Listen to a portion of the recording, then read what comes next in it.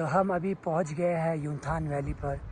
जितना सुंदर नाम उतनी ही सुंदर और मन को शांत कर देने वाली जगह है। यहाँ से पहाड़ों का पूरा 360 व्यू दिखता है।